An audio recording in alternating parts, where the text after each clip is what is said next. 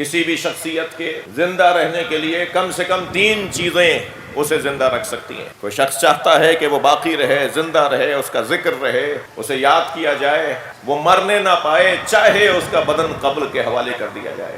بسم اللہ الرحمن الرحیم۔ ارشاد ہو رہا ہے، اللہ اپنے کلام میں ارشاد فرما رہا ہے، وَلَوْ اتَّبَعَ الْحَقُّ أَهْوَاءَهُمْ، اگر حق نے ان کی خواہشات کی پیروی کر لی ہوتی، وَلَوْ اتَّبَعَ الْحَقُّ أَهْوَاءَهُمْ، اگر حق نے ان کی خواہشات کی پیروی کر لی ہوتی، لَفَسَدَتِ السَّمَاوَاتُ وَالْأَرْضُ، تو آسمانوں اور زمینوں، وَمَنْ فِيهِنَّ، اور جو کچھ ان کے درمیان ہے اس میں فساد برپا ہو جاتا، یہ سب برباد ہو جاتا، آسمان گر جاتا، زمین پھٹ جاتی، امن و امان ختم ہو جاتا، جینے کا راہ و رستہ مٹ جاتا، اگر حق نے ان کی خواہشات کی پیروی کر لی ہوتی۔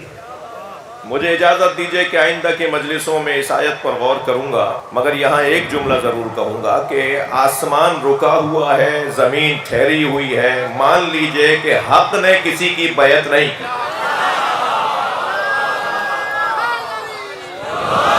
بلند صلوات ہدیہ کریں نبی کے نام۔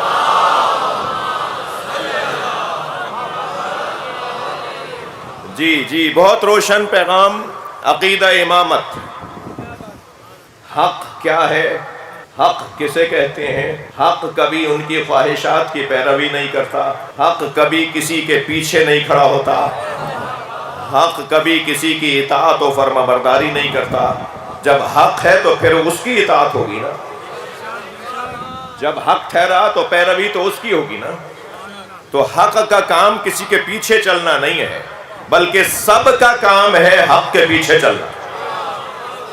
اور وہ جو حق ہے جس کے پیچھے ساری مخلوق کو، یہاں اللہ نے لَفَسَدَتِ السَّمَاوَاتُ وَالْأَرْضُ، آسمان اور زمین برباد ہو جاتا، وَمَنْ فِيهِنَّ، اور جو کچھ زمینوں اور آسمانوں کے درمیان ہے وہ سب برباد ہو جاتا۔ صرف انسان نہیں ہے جو حق کی پیروی کریں گے، اللہ نے ساری کائنات کو جس کے پیچھے رکھا ہے اسے حق کہا جاتا ہے۔ ساری کائنات جس کی پیروی کرے، ساری کائنات جس کی اطاعت کرے، وہ حق ہے۔ اور حق کیا ہے یہ بھی بہت روشن ہے، مگر اتنا کہتا ہوا گزروں عزیزو کہ مجھے اور آپ کو یہ سعادت حاصل ہے کہ ہم جہاں بیٹھے ہیں وہ حق ہے۔ بلند صلوات ہدیہ کریں نبی کے ذات۔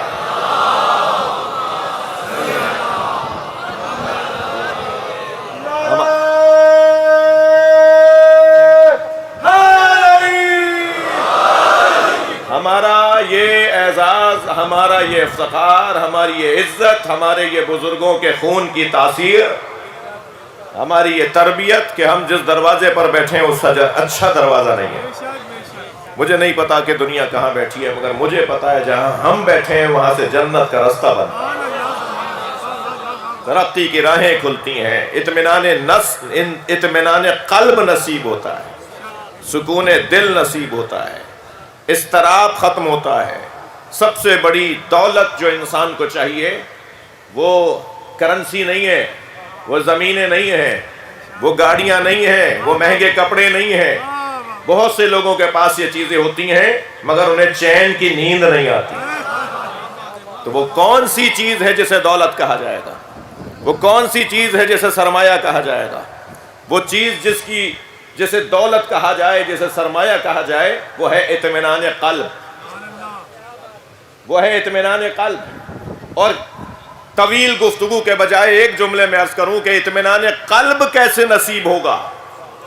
ان بچوں جوانوں کے لیے پیغام دے رہا ہوں، اطمینان قلب نصیب ہوگا صاحب نفس مطمئنہ کے دروازے پہ آنے سے۔ اس دروازے پر آنے سے جو صاحب نفس مطمئنہ ہے، وہ صاحب نفس مطمئنہ، یا ایتھا النفس المطمئنہ ارجعی الی ربک راضیۃ مرضیہ فادخلی فی عبادی وادخلی جنتی۔ امام حسین کی شان میں جو آیات ہیں نا، ان میں سے ایک آیت میں نے آپ کو سنائی ہے، سید الشہداء امام حسین کی شان میں جو اللہ نے قرآن میں آیات نازل کی ہیں، جس کا مصداق روشن، جس کی مثال اول، جس کا مشاہدہ تام اگر کوئی ہے تو وہ امام حسین کی ذات ہے۔ یا ایتھا النفس المطمئنہ، اے صاحب نفس مطمئنہ، جسے اللہ مطمئن کہے، دنیا اسے کیسے مضطرب کر سکتی ہے؟ کون سی یزیدی طاقت ہے جو اسے مضطرب کرے گی؟ اس کی آنکھوں میں آنسو اس وجہ سے نہیں تھے کہ وہ مضطرب تھا، گود میں بچے کا لاشا اور زبان پہ شکر کے کلمات اور رخساروں پہ سرخی۔ نفسیات سے وابستہ ماہرین اگر میری بات کو سن رہے ہیں، چہرہ مملکت بدن کا ترجمان ہوتا ہے۔ یہ چہرہ ہے نا آپ کا میرا، یہ مملکت بدن کا ترجمان ہے۔ پورے بدن میں، سارے وجود میں کیا گزر رہا ہے، یہ کیا سوچ رہا ہے، اس کے اعصاب کتنے مضبوط ہیں، اس کے اندر طاقت و توانائی روحانی طور پر کتنی ہے، وہ چہرہ بتائے گا۔ اب یہ تو میرا قصور نہیں ہے کہ کچھ لوگوں کو چہرہ سمجھ میں نہیں آتا،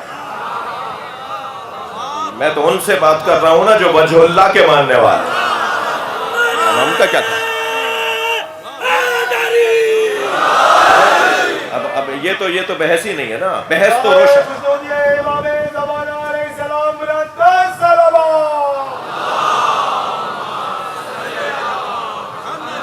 بھائی بلند تر صلوات کہی تھی انہوں نے، بلند تر صلوات پڑھی۔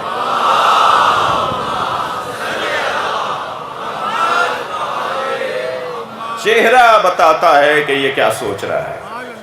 تمام مورخین نے لکھا ہے، مقتل نگاروں نے لکھا ہے، حتیٰ یزیدی سپاہ کے سپاہیوں نے حضرت مختار کے دربار میں گواہی دی کہ حسین کے چہرے پہ سرخی تھی۔ عاشور کے دن عصر کے وقت امام حسین کا چہرہ مبارک، رخسار سرخ تھے، چہرے پہ اطمینان تھا۔ کبھی غور کیا ہے تو باب مقتل کی بات ہے، تو مصیبت کی بات، کبھی غور کیا کہ یہاں کوئی چیز چبھ رہی ہو، کوئی زخم لگ رہا ہو اور انسان تسبیح پڑھ رہا ہو، اس کی زبان پہ قرآنی آیات ہوں، اس کی زبان پہ ذکر الہی ہو۔ سنی شیعہ نے اس منظر کو لکھا ہے کہ امام حسین کے قریب جب شمر خنجر لے کے آ رہا تھا تو امام حسین کی زبان پہ تسبیح، اللہ کا ذکر تھا، بلکہ یہاں تک بھی ہے کہ پہلی ضربت پہ کہا تھا بسم اللہ، دوسری ضربت پہ کہا تھا وَبِاللَّهِ وَفِي سَبِيلِ اللَّهِ وَعَلَى مِلَّةِ رَسُولِ اللَّهِ تُوبَ إِلَيَّكَ إِنَّكَ أَنْتَ التَّوَّابُ الرَّحِيمُ اِنَّا لِلَّهِ وَإِنَّا إِلَيْهِ رَاجِعُونَ۔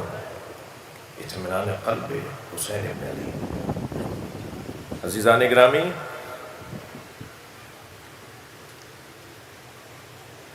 کسی بھی شخصیت کے زندہ رہنے کے لیے کم سے کم 3 چیزیں اسے زندہ رکھ سکتی ہیں۔ کوئی شخص چاہتا ہے کہ وہ باقی رہے، زندہ رہے، اس کا ذکر رہے، اسے یاد کیا جائے، وہ مرنے نہ پائے، چاہے اس کا بدن قبر کے حوالے کر دیا جائے، اسے مردہ شمار نہ کیا جائے، وہ نظر نہ آ رہا ہو مگر ہو، اسے لوگ دیکھ نہ رہے ہوں مگر وہ ہو۔ بلکہ مولا علی کی تعبیر کے مطابق تو کچھ ایسے لوگ ہیں جو ہیں اور نہیں، اور کچھ ایسے لوگ ہیں جو نہیں ہیں مگر ہیں۔ مولا علی ہر چلتے پھرتے کو تو زندہ ہی نہیں مانتے۔ توجہ ہے رات کی میں کیا کر رہا ہوں؟ مولا علی ہر چلتے پھرتے کو زندہ نہیں مانتے۔ مولا کے نزدیک جس کا ضمیر مر چکا ہو وہ زندہ لاش ہے، جو ذمہ داریوں سے فرار کرتا ہو، جو مسئولیت سے ہاتھ اٹھا لیتا ہو، مولا کے نزدیک تو وہ زندہ ہی نہیں ہے۔ لیکن کچھ ایسے لوگ ہیں جنہیں قبر کے حوالے کر دیا، جنہیں قبرستان میں چھوڑ کر آ گئے، مگر وہ ہیں، وہ کیسے ہیں، وہ کیا طریقہ ہے؟ تمہید سے گزر رہا ہوں، مقدماتی گفتگو ہے۔ سب سے پہلی چیز جو انسان کو زندہ رکھتی ہے وہ اپنے بعد والوں کے لیے کسی شے کا وقف کر کے جانا، کسی ایسی شے کا وقف کر کے جانا جو بعد والوں کے لیے کام آئے۔ موقوفات، ادارے بنا کے جانا، مؤسسات بنا کے جانا، مسجد بنا دینا، امام بارگاہ مدرسہ بنا دینا، اسکول کالج یونیورسٹی بنا دینا۔ وقف، کسی چیز کو وقف کر دیں خیریہ کے لیے، خیرات کے لیے، لوگوں کے کام آنے کے لیے، لوگوں کے لیے، دوسروں کے لیے۔ من کان خیر الناس یا رسول اللہ، اللہ کے رسول بتائیے سب سے اچھا انسان کون ہے؟ فرمایا من کان خیرا للناس، جو لوگوں کے لیے اچھا ہے وہی لوگوں میں اچھا ہے۔ توجہ کر رہے ہیں آپ؟ وقف کر کے جانا کسی شے کو۔ انسان مرنے نہیں پائے گا جو چیز وہ چھوڑ کے جائے گا اس کی وجہ سے۔ دوسری چیز کتاب لکھنا، یہ میں حدیث سنا رہا ہوں آپ کو، کتاب لکھ کر جانا، کوئی علمی ورق چھوڑ کر جانا، حتیٰ ایک ورق بھی اگر کوئی علم کا چھوڑ کر گیا ہے، معصوم فرماتے ہیں وہ ورق اس کے لیے آخرت میں ڈھال بن جائے گا، وہ اسے دھوپ سے، تپش سے، اذیت سے بچائے گا۔ دوسری چیز کتاب ہے۔ تیسری چیز ولد صالح، نیک اولاد، اولاد کی ایسی تربیت کی جائے کہ وہ جب دنیا سے جائے تو گویا جا نہیں پائے، اس کی اولاد اس کی صورت میں باقی ہے۔ ولد صالح انسان کو مرنے نہیں دیتا، نیک اولاد انسان کو مرنے نہیں دیتی۔ اگر آمادہ ہیں تو نتیجہ دے رہا ہوں، عزیزان گرامی، جس کے دسترخوان پہ بیٹھے ہیں نا، وہ اسلام وقف کر کے گیا ہے، اور قرآن کتاب دے کر گیا ہے، حسین اولاد دے کر گیا ہے۔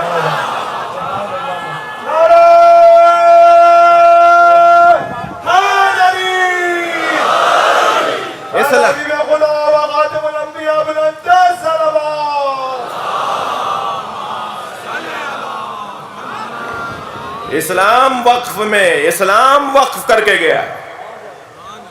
کتاب بھی ایسی دے کر گیا ہے کہ جس پہ لاکھوں کتابیں اب تک لکھی جا چکی ہیں، اور کوئی مفسر یہ دعویٰ نہیں کر رہا کہ میں نے قرآن سمجھ لیا ہے۔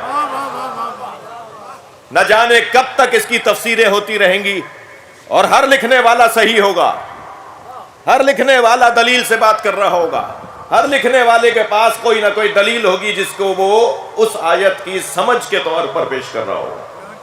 اور ولد بھی ایسا دے کر جائے جسے حسین کہا جائے، جسے حسین کہتے ہیں، ایسی اولاد۔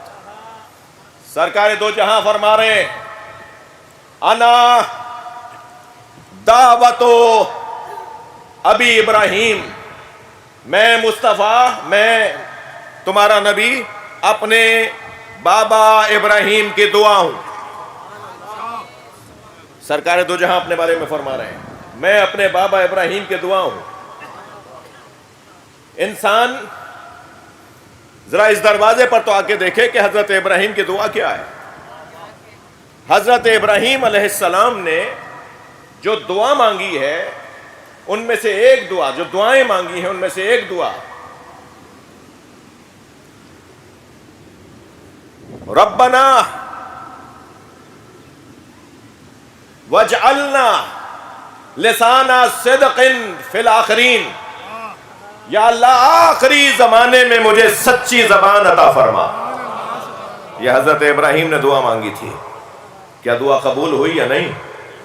حضرت ابراہیم کی دعا کو اللہ نے قبول فرمایا۔ وَوَهَبْنَا لَهُم مِّن رَحْمَتِنَا وَجَعَلْنَا لَهُم لِسَانَ صِدْقٍ عَلِيًّا، اور ہم نے اپنی رحمتوں سے انہیں نوازا ہے، اور ابراہیم کو ہم نے علی، سچی زبان دے دی۔ کسی اور موقع پر بات ہو کہ ہمارے پاس احادیث موجود ہیں، یہ لسان صدق علیہ سے مراد مولا علی ہیں۔ یہ قرآن مجید میں یہ قرآن مجید میں مولا علی کا نام ہے، اگرچہ بزرگ علماء کرام اسے تنزیلاً نہیں تعویلاً مانتے ہیں، اسے کسی اور موقع پہ، مگر تعویلاً مانتے ہیں کہ یہ لسانہ صدق علیہ سے مراد مولا علی ہے۔ آخری زمانے میں دعا قبول ہو رہی ہے نبی مکرم کی، حضرت ابراہیم کی دعا قبول ہو رہی ہے۔ عزیزو، کوئی شخص زندہ نہیں رہ سکتا جب تک کہ کم سے کم 2 چیزیں اس کو زندہ رکھنے کو نہ ہو۔ کتنے ہی لوگ آئے، کیسے کیسے واقعات گزرے۔ واقعہ کربلا کے علاوہ بھی ظلم کی داستانیں ہیں۔ اصحاب اخدود کا نام اگر قرآن نے نہ لیا ہوتا تو ہمیں تو ان کا نام بھی نہ پتا ہوتا۔ اتنا بڑا سانحہ گزرا ہے تاریخ بشریت میں، جن کو ٹکڑے ٹکڑے کر دیا گیا، جن کے بچوں کو اسیر کیا گیا۔ مگر آپ صبر ایوب تو ایک کنایہ اور ایک اشارہ ہے نا کہ کیا ہوا حضرت ایوب کے ساتھ، حضرت یحییٰ کے ساتھ کیا ہوا۔ حضرت یحییٰ کے سر کو کاٹ کر نیزے کی انی پر اٹھا کر شہر بشہر دیار بدیار پھرایا گیا۔ یہ جامع مسجد دمشق جسے دربار یزید بھی ہم کہتے ہیں، اس میں حضرت یحییٰ کا جو مزار ہے، اندر زری بنی ہوئی ہے، وہ حضرت یحییٰ کا سر دفن ہے وہاں۔